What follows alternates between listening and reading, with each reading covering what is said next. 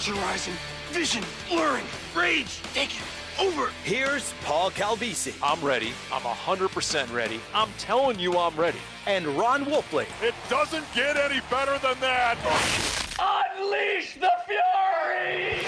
All right, so Wolf, did you see the TV ratings for last Thursday? No, Paulie, I did not. Thanks for playing along. An NFL regular season record, wait for it, 57 million viewers. I mean, Actually, I did see that, Paul. football and Thursday. That's our conclusion. That's where it's at, okay? Even though last Thursday might have been Thanksgiving. Hey, we're here 52 weeks a year, are we not, in the Big Red Rage as the original Thursday night football? And you know what? We don't sweat stinking Matthew Stafford because the Cardinals have Josh Sweat, who joins us tonight on the Big Red Rage. And that's only half our guest list here at Flanker Kitchen and Sports Bar on the Great Lawn at State Farm Stadium. Ron Wolfley, Paul Calvisi. We're all brought to you by Emergency Air. And Wolf, how about the big guy who's putting the big into Big Red Rage, sitting right next to you right now? Man, is this a flashback moment, is it not? What a beautiful thing it is right now, my people. I can tell you, Jeremy Bridges sitting here right now, out here at Big Red Rage. Yeah. That's right, ladies and gentlemen. Jeremy, how you doing, big guy? I'm doing just fine. No complaints. I do appreciate you guys for having me on. It's been a minute, but I'm glad to be You know, back. we were talking about that. When is the last time I've actually seen you? I think it was. Yeah, it's been quite a while since I've seen you, Wolf. I guess it's like been a minute. Yeah, But and it's good to you've see you. lost a little bit of weight, right? Lost a lot of weight. Yeah, a lot of weight. Lost a lot of weight. Like how much? How much weight did you lose? Plus side of 50 pounds. Wow, Yeah, 50 without a doubt. pounds. Yep. Mhm. And now you're in the business, are you not? You're I in the have been industry. since 2014, helping people change their lives in fitness. I'm a personal training manager at EOS Fitness. I've been working with them since June of 2020, and so just have the luxury of doing what I love to do every day. Oh man. Yeah. What did you weigh right when you stopped playing, though? Don't a lot of guys struggle when they finish playing? Yeah, I had the injury, and I got put on IR for a little bit, and then they took me off IR, and by that time I gained almost 20 pounds. So I was heavier. I was like young Jeremy heavy. Like I was like 340, and at 33, and that wasn't very good. So had some work to do. So getting into business definitely helped me change my life and my mindset and all that towards my fitness and my health. Right? So you had of course put your health first, and Right. that means diet, of course, Yeah, and yeah. exercise, Always, and, yeah. of course. But what is the food you missed the most when you said, you know what, I'm cutting back, man. I'm going to cut back on this. What is the food that you missed the most? Man, I don't. I'm a pescatarian, right? So and I've been that way since 2018. Okay. So I don't eat meat anymore, only fish and things that swim in the water. So every once in a while, so I'll go by a burger joint and I'll smell it, and it'll spark a little nostalgia, and Okay. and it'll make you think back to, But those, you don't break down. No, sir, not at all. No. It'll make you think back to those double burgers with bacon and mushrooms and all that stuff. But See, yeah, as my cheeks will tell you, I do break down from time to time. Well, I'm about an hour away from a double bacon I cheeseburger bet you myself are. here at Flanker, so bet you are. I'll get that to go. All right, I don't want to risk. I've Paulie, if I were you, I'd get two. Okay? Hey, Paulie Pencilneck, I need a few LBs. You're right over here. Let me tell you, you mentioned mindset. For those who aren't familiar, you played nearly a decade in the NFL. 10 years, yes. Okay, 5 years with the Cardinals. 6. 6. Mm-hmm. And on game day, you were one of those dudes who flipped the switch. Yeah. There was a certain game against a certain Hall of Fame pass rusher who used to play for the Vikings. And I do remember you telling a coach, and you might want to finish the story. Maybe it's not a big deal to you, but I vividly remember you telling a coach, let me go in, because you were going to play a different position than you were playing at the time. They were going to put you at left tackle to fill in, and you were playing guard at that point. No, I was actually playing right tackle, Okay. and had been playing right tackle. What happened was that Gandy got hurt, right? So I was Mike a backup. Gandy, okay. Yeah, Mike Gandy got hurt. I was a backup at that point, and Levi was playing right. So Levi wasn't a swing type tackle. I'd done it my entire career.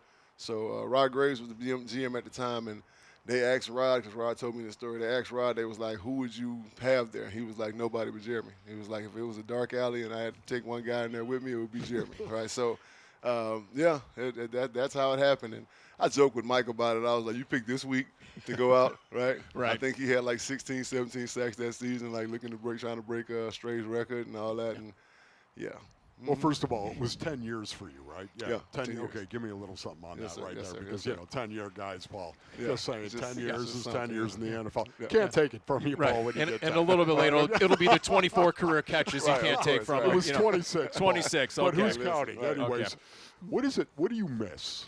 What do you miss the most about the game? The guys. The guys. Yeah, the guys. It's just the camaraderie, the locker room, travel, like, you know, all the talking crazy to each other, like, you know, we were just talking about before, Yeah. and giving each other a bunch of crap about whatever, right? That's pretty much it. Like, I watch the sport right now, and I'm like, man, this game is violent. Like, how the hell did I do that for 10 years? Right. But you got to be a little crazy, and, of course, the love for the game. Like, you don't even think about it when you're in it. You're just playing, doing what you love, right? Yeah. Grown men playing little boys' game. That's all we're doing. When you watch a game, do your eyes automatically go to the line of scrimmage? I'm cursed at this point because, you know, my mindset as coach, I've coached football for on and off almost 6 years since I retired. So my mindset as coach, and I'm kind of like, sometimes I can't enjoy watching it because I'm always critiquing and wondering why this happened. And don't get me started on our guys, you know what I'm saying, and the things that go on in the fourth quarter. So it just, you know, it makes me pull my nose hair out. Yeah, it's my girl. You know, I'm like, just get quiet all of a sudden. I don't even want to talk no more because it's just like, you know, it makes you scratch your head. But, again, it's kind of hard for me to enjoy a game at this point because, again, my mindset is always coaching, trying to make sure that, you know, just if hopefully people can hear me through the TV, coaching to victory. But it don't work that way. Well, you're right. The fourth quarter has been vexing. They've lost 7 games now Unbelievable. by 4 points or fewer. Unbelievable. And here's Paris Johnson Jr., Cardinals franchise left tackle, explaining the motivation at this point to finish strong. I feel like the motivation is I'm starting left tackle for one of 32 teams in the NFL. And I want to be the very best, and I want to be seen as the best, you know? So I'm going to have to prepare like the best because I'm still competing. You know, I'm playing with guys' lives out here. Jacoby, you know what I mean? Jacoby's standing, and he's starting to fight back there, you know, in the pocket. That's the extra motivation for me to continue to do everything I'm doing, but to still take those steps to keep growing, to keep competing. So I feel like that's what's going to keep you going at the end of the day. Yeah, you mentioned just how physical a game it is. What sort of responsibility does an offensive lineman take to keep his quarterback not only upright, right, but to keep him physically healthy? I mean, this is the guy's future, you know, at your hands and in the trenches. I mean, it takes communication. Like, you got to get to know this person. Like, they have to get to know you. That's why practice is so important. But as far as, like, individually, it's just preparation, watching film, making sure you understand your opponent, making sure you understand what defenses can and can't do and when they're doing it. I credit Russ Grimm, the great Russ Grimm, for teaching me some things that I never even knew, like going into, I want to say, my 6th, 7th year when I got here, just how to read safeties and understanding that safeties will basically take you to a blitz every time. So if you guys ever show film with me, like a lot of times I would raise up and I would stop Kurt from talking and I would do a bunch of pointing, and all of a sudden I snap my fingers and he'll snap the ball, and you're protected, right? Because I've watched that on film, and now, you know what I'm saying, I'll make a call and we put it all together. But yeah, competing is it. He said it, right? You're a starting offensive tackle in the National Football League. You're blessed to be there. And, yeah, you better do your job at a high level or you won't be there. You know, for me, Paulie, can I just say, and I'd like to get Jeremy's response on this, when you go out and you play and the Arizona Cardinals have been eliminated from the postseason, of course, and you've got 5 games left. What are you playing for? You know, so much of that, to me, I'm playing because it's the white lines. Yeah. I'm playing because this is my job. Yeah. This is what I do for a living. It's not who I'm playing against. It's not what their record is. It's not what quarter it is in the game. It's not what the score is in the game. It isn't. Every play is an opportunity to go out and support my family and play the game that I love. This is my job. So it's really about the white lines. It's just the fact that the white lines are out there as opposed to who you might be playing against. As a professional football player, that is the best way you can be a teammate to everybody else. Go do your job. You know what? Period. A lot of young guys in that room, a lot of young guys on the field right now. Cardinals are among the league leaders in injuries, all right? So here was Calais Campbell echoing a lot of what you just said. Here's what he told the media his message in the locker room is right now. I try to tell the guys, like, these next couple of weeks are going to say a lot about who you are. Adversity is a true revealer of who you are. It's a truth teller. we don't have anything to play for. Yes, you do. You're playing for your job. You're playing for a chance to do this again. Because in this business, people want winners. The decision makers want winners. They don't want people who are, not going to make plays that contribute to wins. They're going to find people who win. So if you want to keep playing football, find a way to win some ball games here late in the season. What sort of mind blow is it that your former teammate Calais Campbell is in his 18th season at age 39? I'm proud of him. So proud of him, man. I saw him at one of the games earlier in the season, had a chance to hug him on the field and talk to him, man. Just proud of him. It's always great to see guys play long. He's one of the best guys ever, just genuinely a guy. And then, of course, he puts it out on the field almost every Sunday. Like, that's you got to admire that. You know what I love, too, speaking of admiring, taking that from what Calais just said, adversity is a truth teller. Mm-hmm. You know what I mean? I absolutely love the fact that he said that, because it goes back to the white lines once again. Hey, listen, I'm just going to go out there and I'm going to ball out. I don't care what the situation might be. I don't care what the circumstances are. I don't care we've been eliminated from the postseason. All I know is I've got another opportunity to go out there and ball out on the field. I absolutely love that. Adversity is a truth teller. If I were a general manager, if I were a scout, if I were a coach, I'd be taking numbers right now. Numbers of guys that are out there busting it, laying it on the line, and I'd be taking numbers of guys kind of turning some stuff down, if you know what I mean. Making business decisions, if you will, right? Yep. Well, we've seen plenty of change over the 3 years under Monty Ossenford and Jonathan Gannon. I mean, there's no doubt they will be watching the film. Yes. And, look, there will be blood. I mean, there will be change in the offseason. Adversity is a truth teller. Hey, get your hands on the latest gear from the Cardinals team shop. Pick up the hottest items, including the recently dropped Rivalries merch. Go to azcardinals.com/shop today. All right, we continue with Jeremy Bridges. In fact, we'll go down memory lane a little bit. Big Red Rage presented by Emergency Air, live from Flanker Kitchen and Sports Bar on the Great Lawn at State Farm Stadium. Jeremy Bridges came in, played right guard on that last series, and did a pretty good job. Very good job. Very physical out there, pulled a couple times, slammed guys to the ground.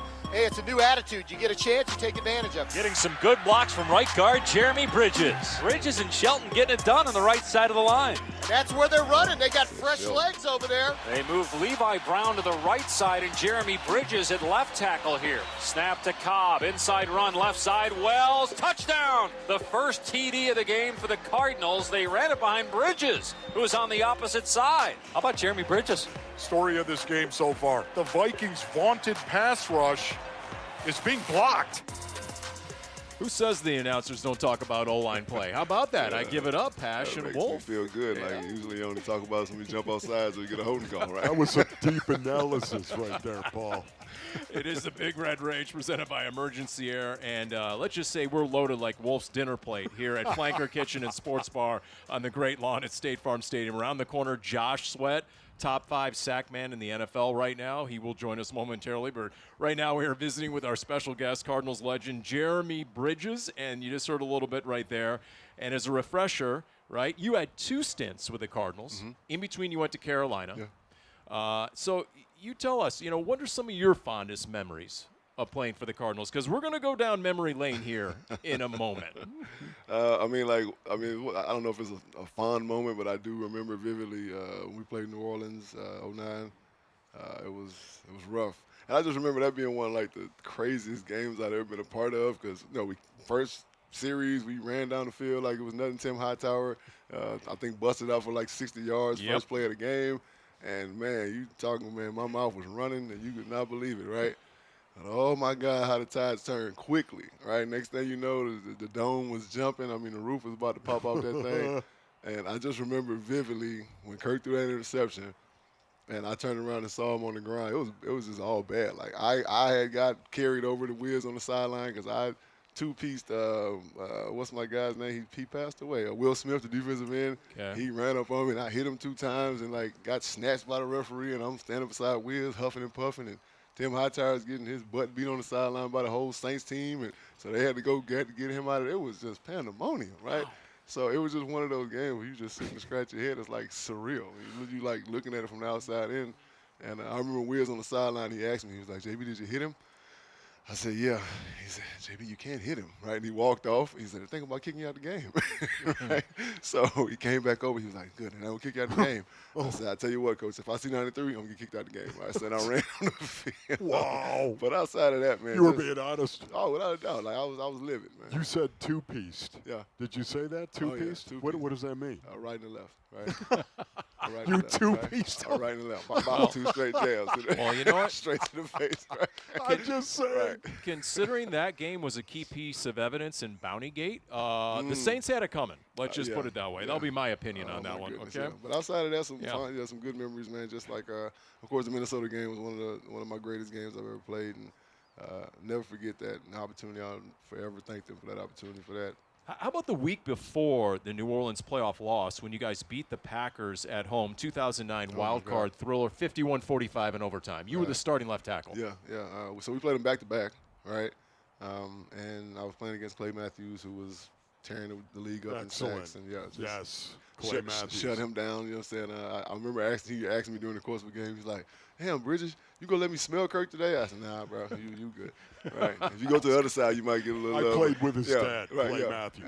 And I told him, I said, man, I always tell him, like, his dad is the O-lineman? Was his O-lineman? No, he was actually edge. He was outside linebacker with his the uncle. Cleveland His Browns. uncle was the one that played Bruce for Matthews. The Saints. Yeah, Bruce. Yes, right. Yeah, so I used to always tell him, man, tell his uncle, like, he was always one of the guys I admired and watched. Like, that's Bruce cool, was like man. cold, man. He was real good. Like, he was Who a were hell you of a closest with back then? With the first time around with the Arizona Cardinals, who were you closest with? Me and Reggie Wells were like inseparable. yeah. Right? Reggie. That's my guy. Yeah, everybody knows that. But outside of that, man, you know, we had a relationship with everybody. Yeah. That team was 04, 05 years. We were young and crazy, and oh my God, between Q and Doc and like Fitz was young and goofy, and like we were out of control, right? So Josh McCown being there, you know what I'm saying? It was fun times. Ship and oh my God, it's a lot, you know. It was a lot. All right, well, I'll tell you what. You brought up 2009. You were wired for a game at Detroit. Oh. Let's go into the cold tub time machine. Roll it. You can see me dancing around and smiling and talking to myself, and you know, it's just like it's me time to prepare myself mentally for what's about to go on. Hey, yo, Q! Looking good, looking damn good. A lot of people, when they get mad, they can't do things, you know, and I'm just the opposite. When I get angry, I can, you know, that's when I turn it on and I can really go.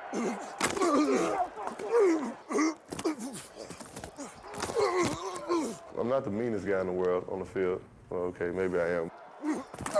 I don't like anybody I play against, and it's nothing personal. It's just that when I'm on the field with you, I don't, you know, we can be best friends and I won't know you.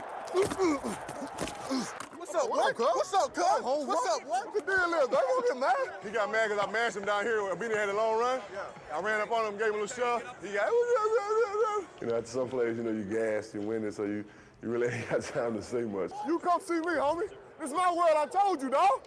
This is my world, dog. Boy, what's your name? It makes the game fun. It makes, you know, it raises the level of competition a little bit. Oh, you finna get daddy. Boy, I got you, baby. Oh, I got him.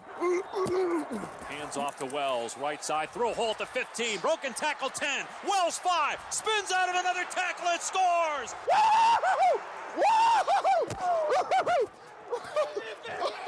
I don't really care how they see me, I don't care how they view me, but they're gonna respect me. You know, that's just that. Like, you're gonna respect my play. You might not like me as a person, you might not like me as a player, but you're gonna respect my game. Yeah, boy, it's gonna be all day. You've been wired in to Jeremy Bridges. Oh, that is man, that is serious. So good. Man, that is nails. 2009 at Detroit. When would you flip the switch to become that alter ego? You said you weren't the meanest guy in the field. I'd like to counter that. You definitely were one of the most intimidating dudes out there. I don't know, man. I don't listen to like crazy, loud. I listen to like slow music and everything when I'm warming up, like before we get out, you know, before we pad up and go out. And I remember. What's our guy's name? He was one of our strength coaches. He was John Lott's assistant strength coach at the time. Peter Losi, right? Okay. So I remember Pete asked me what I was listening to one day, and it was like something from Beyonce, and he was like, I was like, well, I don't need all that, you know, to get excited. Like, you know, so I'm getting ready to play a game where, you know, so I need a little calm before the storm. But rightfully, once I put my shoulder pads on and the jersey goes in pant, like just a different type of music at that point. Okay, Jeremy, was there a team?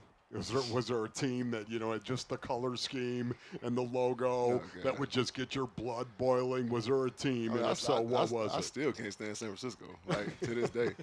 Like, just the 49ers. To this day, I can't stand it. I remember playing in, like, the old stadium out there in San Fran, and, like, just playing in the evening and how moist it got and nasty and how it smelled. Fog rolling in. It was just cinder terrible. block. It was terrible. Ugh.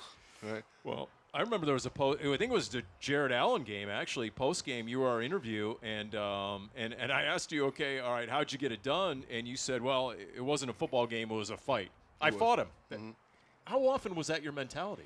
For that game only, right? Because I hadn't played left tackle up until that point in the NFL, right? I've been left guard a little bit, but most of the time I was playing the right side, right? So even when I was in Carolina for all those years, right tackle, right guard. So my technique wasn't exactly what I wanted. The first game, I only had 3 days to prepare.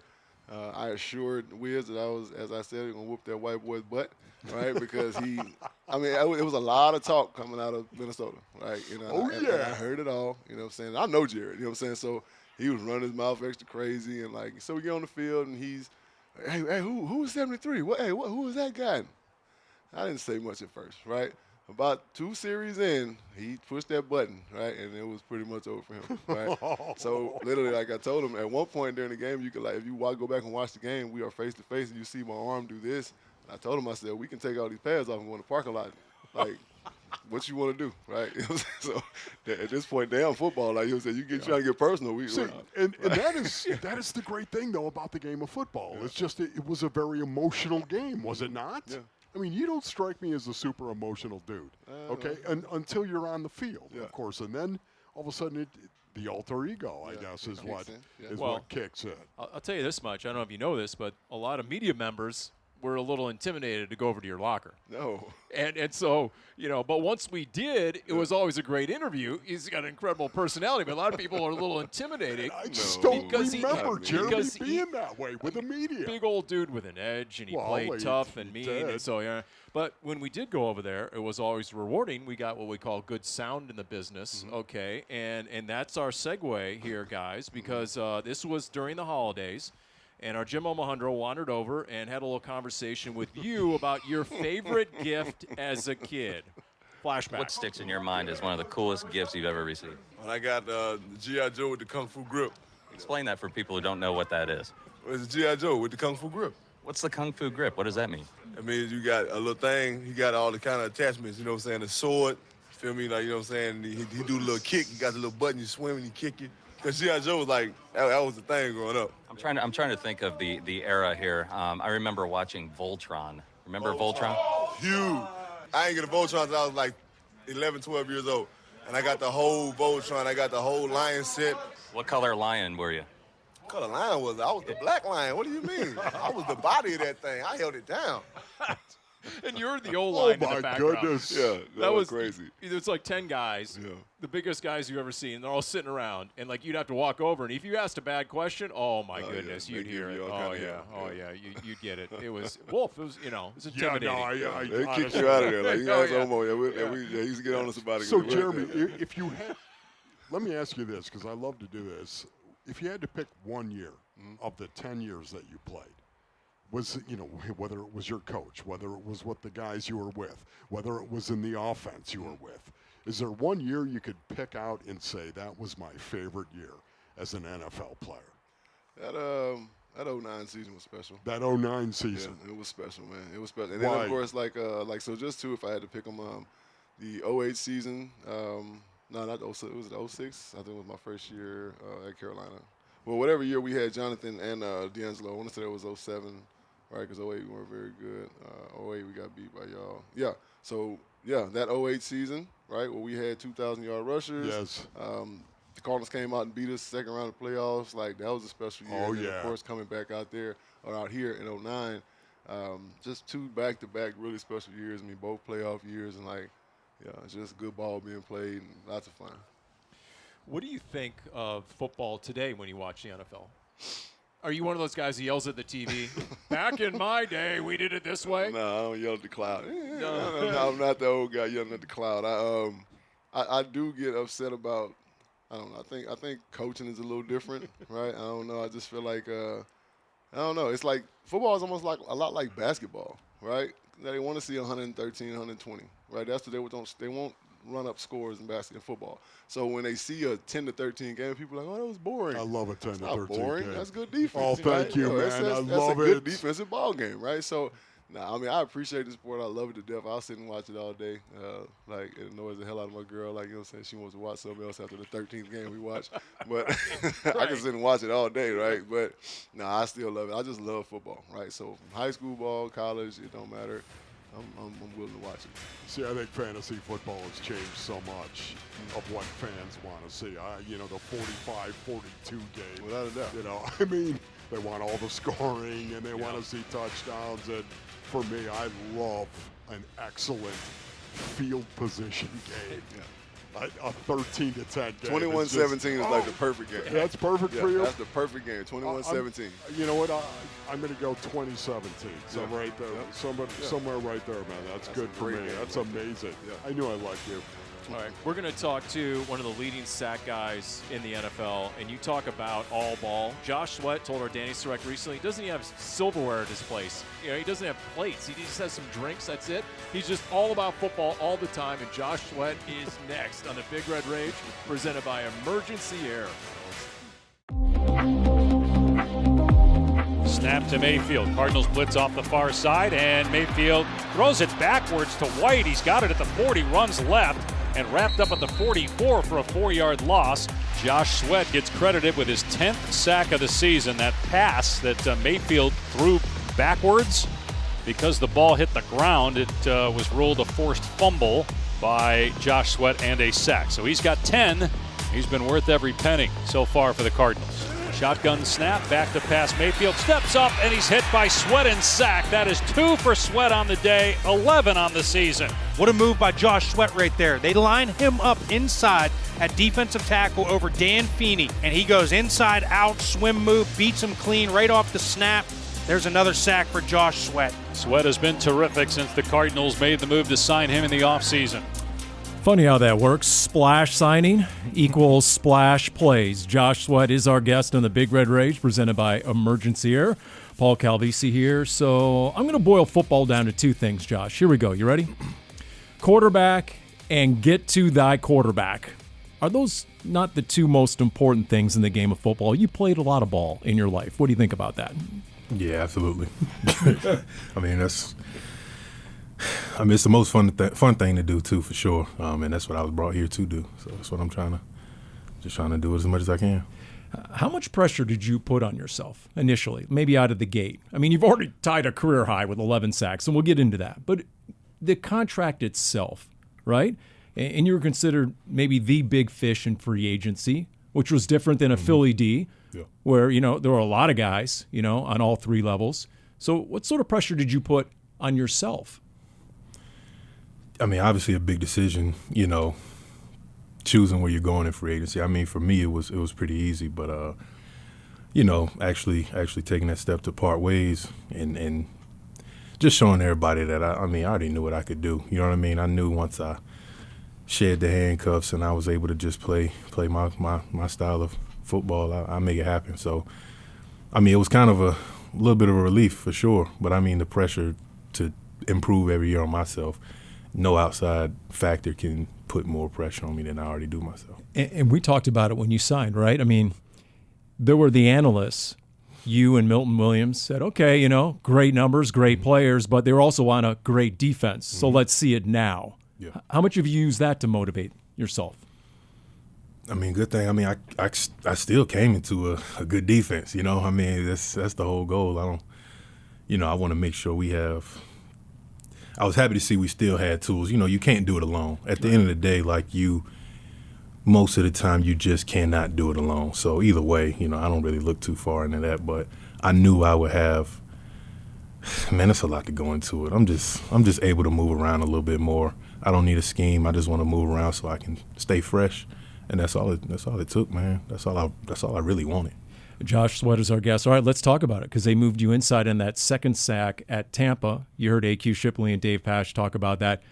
How much do you like that, and what does that do for you as a pass rusher? Because I know when the Cardinals played against Green Bay, like Micah Parsons was inside quite a bit. What does that do for you guys?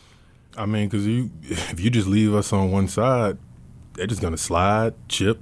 You'll get all the attention and stuff. I mean, you really want to get in a position to be able to make a play. It's really hard to do it when you're getting chipped by running backs and tight ends. Then you got the tackles just sitting there waiting for you. But in there, you can kind of – you just want a one-on-one as much as possible. Then you have a shot, to make it happen. So that's all it is. It keeps you fresh. You're getting different looks. You're giving different looks. And you just can stay in the game. You feel like you're in the game. I saw Myles Garrett was joking with Trent Williams and George Kittle. So because they had him mic'd up last week, he said, could you guys maybe not chip me? Yeah. I'm telling you, it's hard to go. You can still make plays. It just takes longer, but it's annoying for sure. You joked with the media a few weeks ago about being an interior guy, being a defensive tackle. Bro, I told you. I mean, if you look, you have the frame. Just theoretically, could you put on 30 pounds and play D tackle? Yeah, absolutely. If I could do it over, I'd be a D tackle. Really? Absolutely. Why? Seems like there's more glory outside. I mean, until a great interior D lineman comes about, and then you can't tell. They the greatest thing ever for sure. But I could do it for sure. Yeah, for sure. What does a great interior defensive lineman do for an edge guy? I mean, how crucial is that to the production of an edge guy? Yeah, I mean, the name of the game is rush together. We all have an area 2 win-in. You know what I'm saying? So depending on where the slide goes, I'll just keep it simple. It's like if he's doing his job, then if he's pushing the pocket, he falls back, I should get him. If I make him step up, he should probably be getting him. You know what I mean? Or getting a pressure. It's not always about a sack. It's just being effective. So we all work together. And that's the entire room, you know what I mean? There are only 3 pass rushers who have more sacks in the NFL right now, and 2 of them are named Myles Garrett and Micah Parsons. So with that in mind, you know what? Bird Gang needs to get on it and send Josh Sweat to the Pro Bowl. You can vote for Josh at azcardinals.com/Pro Bowl, azcardinals.com/Pro Bowl. 11 sacks matching your career high. Just assess your season so far. What have you liked the most, and where do you think you stand out on film right now in terms of your game? Where are you at your best? Man, I mean, this point in the season, I feel like I just try to make plays anywhere I can. Like I said, it's sacks are the glory, but I just want to make a play any way I can to try to help the team win. Whether that's if I got to drop, I had to drop last game, I had to make a little tackle on the side. I'm like, oh, little dude about to shake me, but no. So any way I can help I'm just trying to be as versatile as possible. I mean, while getting, ultimately what I got signed here to do and getting that done. But so yeah, I saw you check in on third down quite a bit, right, in this last game, and there's those money moments. There's fourth downs. There's fourth quarter. Do you save a little something super extra in your bag for those gotta-have-it moments? A move, maybe a strategy. Yeah, I mean, we don't honestly, man. You don't get many real rushes a game when it's not quick pass or you're not getting chipped. So you have to make them all count. I'm not saying I don't give super effort on every other play, but the way we do our rotation is like we can play full speed every play and not have to worry about dialing back a little bit on this play or just to save it for third down. But if it gets crazy, yeah, I might have to. I mentioned the Pro Bowl. You went earlier in your career. How meaningful was that to you? It was nice. It was nice. It was unexpected too. I mean, I got hit up in the morning by John Ferrari over there. He was like, "Hey, you want to go to the Pro Bowl?" I'm like, "Shit." I was like, "Let's do it." But I never actually made it straight up. So I think that's something I haven't been able to get yet. But man, it's the time. This year. Let's make it happen. I feel good about it. So.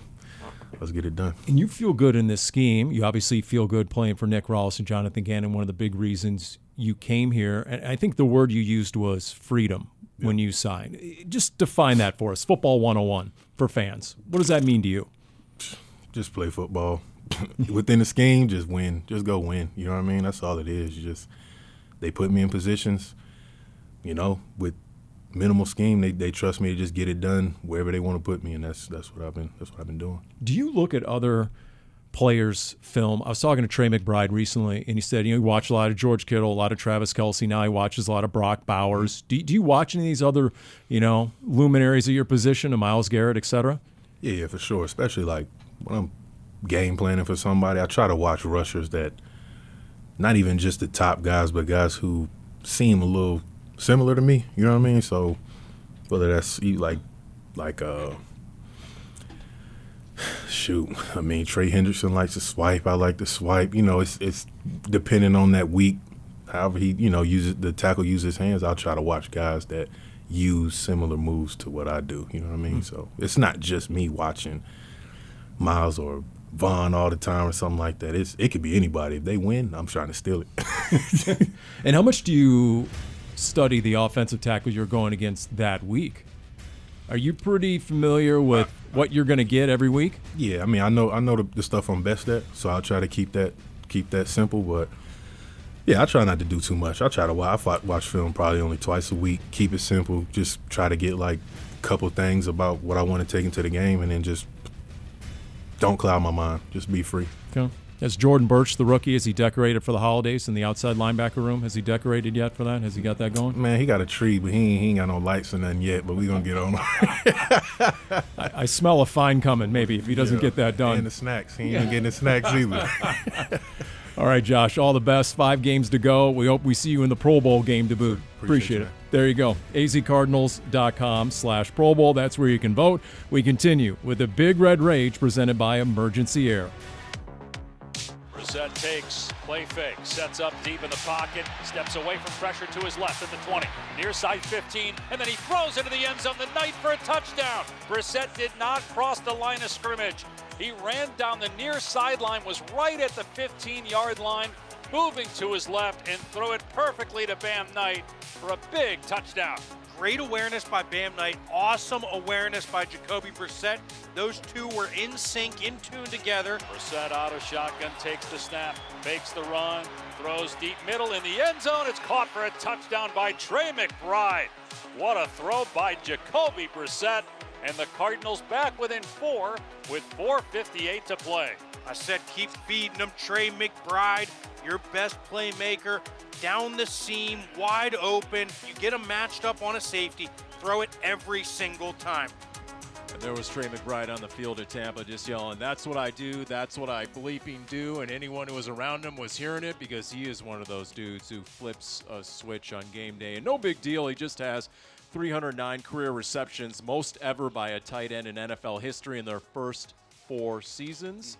And he's the leading vote getter among all tight ends in the NFL No right doubt now about for the it. Pro Bowl. Guy's having an incredible year, of course, Paulie. And what I love the most about Trey McBride is he called himself out after he missed the block on the 4th and 1. Called himself out. He's so accountable. It's the thing that I love about him the most, and it's the reason why he's only going to continue to get better. Yes, he's the best tight end in the league right now. Bottom line, hands down. Jeremy Bridges joins us here. It's the Big Red Rage presented by Emergency Air. Wrapping it up, we're live from Flanker Kitchen and Sports Bar on the Great Lawn at State Farm Stadium. Special thanks to Josh Sweat. What makes him so unguardable? Because he was wired against Jacksonville, and one of the coaches came up at the end of the game and said, "You are a gigantic pain in the rear." I mean, you could just say coaches, it's like vexing for them to try and figure out how to stop him. Yeah, he's just that rare combination of speed and size, right? Skill. He has receiver skill with he's not the biggest tight end. I want to say he's like 6'3", right? So he's not one of those big 6'6", 6'7" tight ends, you know what I'm saying, 260 pounds or so. But he's just that, right? The raw combination of size and speed and skill. And he had over 100 yards receiving last time that he played the Rams. And now you're getting a Rams team that's coming off a loss last week. And let's just say they figure to be locked in. Sean McVay has a way of getting the Rams ready after a loss. Yeah, and, he has a right? way. Yeah, he has a way of getting the Rams ready all the time. Right? Yes, It's he like does. uncanny. This guy, right? He's one of the best coaches in the league. I shot that cat up, man. I respect him to the fullest because he gets the best out of his guys week to week. And shout out to Carolina too because they literally locked in and they put it on them boys. Like it wasn't like the score didn't display the game. Carolina really put it on them, right? So. Yeah, we got to buckle our chin straps and get ready for a game this Sunday because they're coming in with a little scalded dog, if you will. I mean, Wolf, Carolina ran it 40 times for $164 last week. What do you? I mean, Cardinals ran for 5 yards a carry at Tampa. They got the run game in gear for much of that game. What do you think? Is that a feasible game plan this week? Yeah, it just kind of feels like, based on how the offensive line has played all season long and the dearth of running backs and the running back production for the most part over the course of this season, I would say that you have to go with what you do well, and what the Arizona Cardinals do well is Jacoby Brissett throwing the ball. Okay, so again, I understand that the Rams, they have a very good defense, of course. They do a great job of taking the ball away from you. They're number 6 in interception ratio in the season, number 6. So they do a great job taking the ball away from you. Their defense is really, really good. They have some really good players. Jared Verse, of course, coming off the edge. That guy is really, really special. They got some really good corners as well. Just watching the Rams play is so impressive because they are a physical bunch, not only on the line of scrimmage, but also at that second and third level. Yeah, they're number 2 scoring D. They rank 3rd in NFL sack rate. Jared Verse, you mentioned him, NFL Defensive Player, the Rookie of the Year last year. And so in the offseason, he went to go train with Aaron Donald. And we'll let him take it from here. This wasn't the best decision he ever made, apparently. Here's Jared Verse on training with Aaron Donald, who is already retired at this point. We go to the weight room. It's like 8 different circuits, all arms, 4 sets each. I'm there for an hour and a half. His wife came in laughing at me. I told her to call the police. I'm dead serious. Like, I'm not even joking. I'm dead serious. I told her to call the police. She wouldn't do it. I tried to lie and say my mom was at my house and I had to go let her in. He told me to give my keys to his management or assistant or something. They'd go let my mom in. So I wasn't leaving. Finished the workout, went home, and I didn't work out for another day and a half because I couldn't move my body. He needs to stay away from me, and the security sees him on property. They need to take care of him. That's so good. That is good. What makes an elite pass rusher? As a guy who made a living trying to stop those guys, are there certain traits that every single elite pass rusher has? Yeah, they do it in all different ways. Slippery is the greatest word to describe the best ones. We talked about Jared earlier. Like, he wasn't the most physically, he wasn't going to outstrength you. He wasn't going to do that. Like, he didn't have the greatest body and all that. He just kind of looked like a tall guy. You know what I'm saying? Like an insurance salesman. But man, he was slippery, right? He just knew how to put his body in position to get around you. He knew how to use lever board, tackles his lever boards. And same thing with Verse, and the same thing with Aaron Donald. Aaron Donald just uses flat out quickness. He reminded me a lot of Donnell Dock when Doc was young, right? Just steady playing in the backfield and had that raw combination of just brute strength, right, to where you couldn't just, he took on double teams like it was nothing, like things like that. So I see a lot of that in that kid because he's not the biggest defensive tackle in the world, defensive end / tackle. He's kind of a hybrid. But, yeah, that alone makes these guys special, right, just their ability to take what a person's giving them, use it against them, and then blow by them. Matthew Stafford as well. You got to tell, when you talk about the Rams, you got to talk about Matthew Stafford. I cannot believe this guy. This guy is a classic pocket passer. Mm-hmm. It's not this dual threat running back. He can actually get out on a bootleg or something like that, but that's not what they're doing for the most part with Matthew Stafford. He is playing from the pocket, kind of a dinosaur, yet at the same time, this guy, I think, is the front runner for MVP this season right now. What an incredible job he's done this year. They have protected him. It starts with that. Number 3 in sacks per attempt on the season. He's number 3 in interception rates. And they're number 3 in first downs. They get the job done, and he moves the chains. Matthew Stafford is having one of his best seasons ever. I can't remember him having a better season than what he's having right now. And I know that he's gone to the Super Bowl and he's won the Super Bowl, yet at the same time, this is his best regular season. We know the elite arm talent, the no-looks, the arm angles. How much is he beating teams right now and maybe winning the MVP with his brain, age 37? Yeah, the savvy is what's doing it, right? He's seen everything. He's seen every blitz. He's seen every coverage. But at the same time, again, shout out to Sean McVay because he does a great job of putting him in position to be successful. Yeah. Right. Always having somebody in his face, he gets the ball out quick, and even when he does go down the field, he max protects and he makes sure that his blind side is covered and he's comfortable and he delivers the ball. Number 2 in quarterback rating in the NFL with a 111.7. Only Drake May has a higher quarterback rating. Drake May, Paul. Drake May. Oh, my goodness. Well, and he's got 2 big-time receiving targets, Devontae Adams. I mean, come on now. And Puka Nacua. Oh, yeah. And then 2 running backs, so we'll see. And they're motivated coming off the loss. Special thanks to everyone here at Flanker Kitchen and Sports Bar on the Great Lawn at State Farm Stadium. Executive producer Jim Alejandro, Cody Fincher, Ali Narini, Walt Ellis, Lawrence Ellis. For Jeremy Bridges, everyone, how about it?